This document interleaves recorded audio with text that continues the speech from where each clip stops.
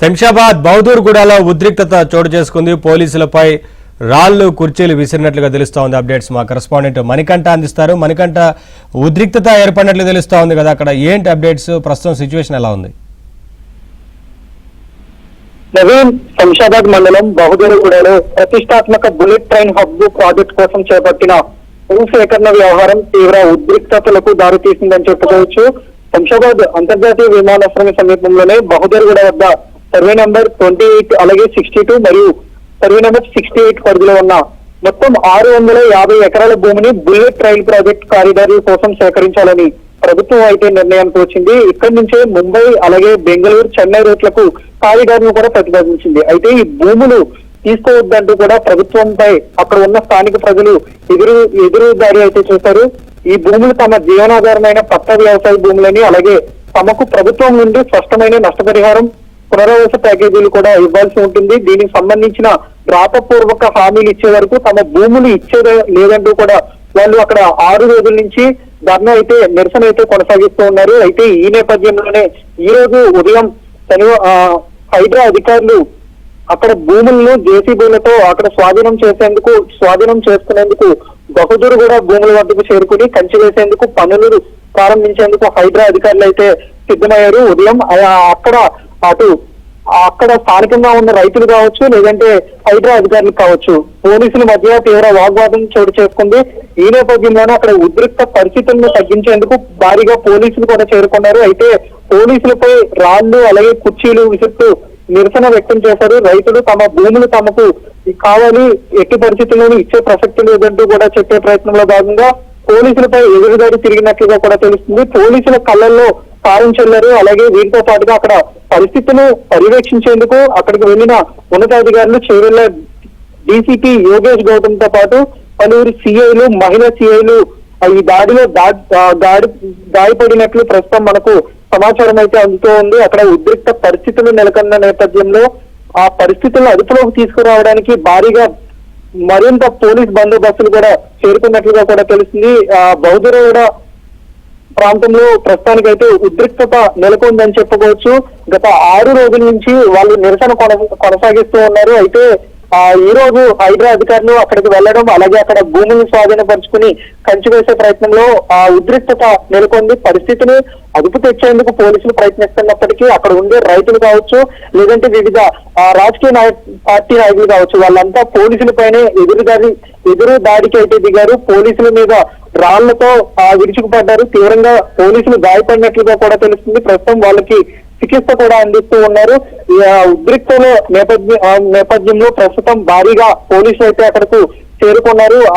పోలీసులు సర్ది చెప్పే ప్రయత్నం చేస్తున్నప్పటికీ, ప్రాజెక్టు యొక్క వివరాలు చెప్తున్నప్పటికీ కూడా వాళ్ళు స్థానిక రైతులు కావచ్చు, లేదంటే అక్కడ నివాసం ఉంటున్నారు పోలీసులకు అయితే సహకరించడం లేదు. తమకు స్పష్టమైన హామీ ఇవ్వాలి, అలాగే నష్టపరిహారం అందించాలి, ఇవన్నీ కూడా రాతపూర్వకంగా ప్రభుత్వం మాకు ముందుగానే తెలియజేయాలి. అలా ఉంటేనే, ఆ నేపథ్యంలో ఉంటేనే భూములు అందిస్తామంటూ వాళ్ళైతే భీష్మించుకుని ఉన్నారు. సో ఈ నేపథ్యంలోనే వాళ్ళు నిరసన అయితే చేపడుతూ ఉన్నారు. ప్రభుత్వ అధికారులు వాళ్ళకి సర్ది చెప్పే ప్రయత్నం చేసినప్పటికీ కూడా వాళ్ళైతే ప్రభుత్వ అధికారుల మీద అలాగే పోలీసుల మీద ఎదురు దాడి దిగడంతో అక్కడ కొంత ఉద్రిక్తతగా అయితే నెలకొన్నాయి.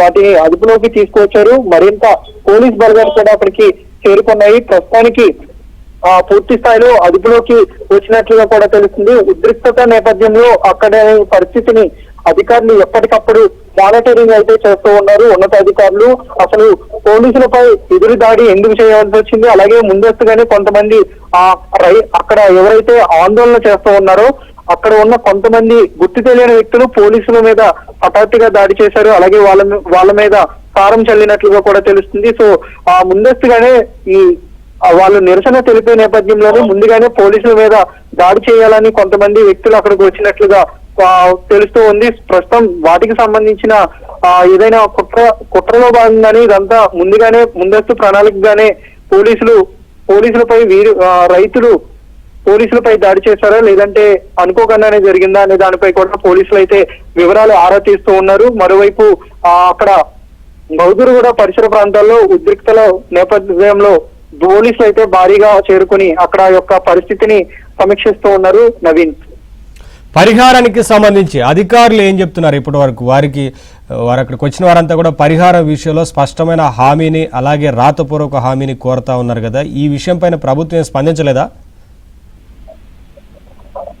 ప్రస్తుతానికి అధికారులు కూడా దీని మీద స్పందించారు నవీన్. అంటే ఏదైతే ఎక్కడైతే భూములు సేకరించాలనుకుంటున్నారో అక్కడ ఉన్న స్థానిక రైతులతో ముందుగానే చర్చించారు. అయితే ప్రభుత్వ పరంగా ఎంత చెల్లించాలో అంత చెల్లించేందుకు ఇటు ప్రభుత్వం సిద్ధమైంది. అయితే అక్కడ ఉండే రైతులు మాత్రం ఒకటే చెప్తున్నారు, బహిరంగంగా వీటి విలువ చాలా ఎక్కువ ధరలు పలుకుతున్నాయి, సో ఆ ధరలలో మాకు చెల్లించాల్సి ఉంటుంది అంటూ కూడా స్థానిక రైతులైతే వాళ్ళు నిరసన వ్యక్తం చేస్తున్నారు. మరికొంతమంది రైతులైతే ఇవన్నీ కూడా వ్యవసాయ భూములు, తాము ఇక్కడే జీవనోపాధి పొందుతున్నాం వ్యవసాయం చేసుకుంటూ, కాబట్టి మేము మా భూమిని ఇచ్చేది లేదంటూ మరికొంతమంది రైతులు అయితే పట్టుబడ్డారు. సో ఇక్కడ కొంతమంది రైతులు తమ భూమిని తమకు తిరిగిచ్చేది లేదంటూ ఒక వెర్షన్ అయితే, మరో వెర్షన్ అక్కడ ఈ భూములన్నీ కూడా చాలా ఎక్కువ ధరలు పలుకుతున్నప్పటికీ ప్రభుత్వం తక్కువ ధరలు ఇస్తుంది, తక్కువ ధర మాత్రమే చూపిస్తుంది, కానీ బహిరంగ మార్కెట్ లో వీటి భూముల విలువ 100 కోట్ల రూపాయలు ఉంటుంది కాబట్టి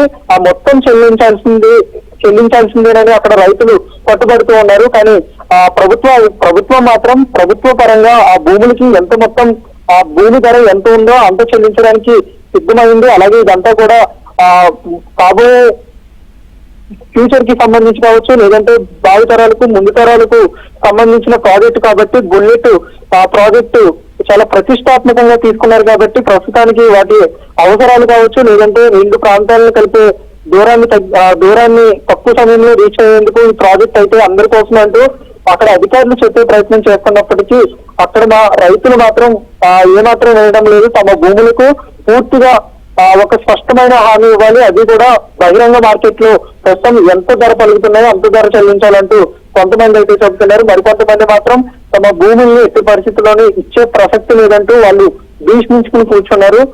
ఈ నేపథ్యంలోనే ఈ దాడి జరిగినట్లుగా కూడా తెలుస్తుంది. పోలీసులు అధికారులు చెప్తున్నప్పటికీ అక్కడి రైతులు మాత్రం ఇవన్నీ కూడా మాకు సంబంధం లేదు, తమ నష్టపరిహారంకు సంబంధించి పూర్తిగా తమకు ప్రభుత్వం తాము చెప్పినట్టుగా ప్రభుత్వం ఉండాలి, అలాగే ప్రభుత్వం నడుచుకోవాలంటూ కొన్ని కండిషన్లు అయితే పెట్టారు. సో ఆ కండిషన్లు మాత్రం ఆ ప్రభుత్వానికి కొంత అడ్డంకిగా ఉన్నాయి, అలాగే కొంత ఇబ్బందికరంగా కూడా మారాయి. సో ఈ నేపథ్యంలోనే అటు ప్రభుత్వ అధికారులు చెబుతున్నారు, అయినప్పటికీ కూడా అక్కడ రైతులు మాత్రం వినడం లేదు. సో ఈ నేపథ్యంలోనే ఇదంతా కూడా ఒక ఓవరాల్ గా చూసుకుంటే అటు రైతుల మధ్య అలాగే ప్రభుత్వ అధికారుల మధ్య ప్రభుత్వ అధికారులు చెప్తున్న మాటలు మాత్రం అక్కడ రైతులు అయితే వినడం లేదు. Naveen, thank you Manikanta, thanks for the updates.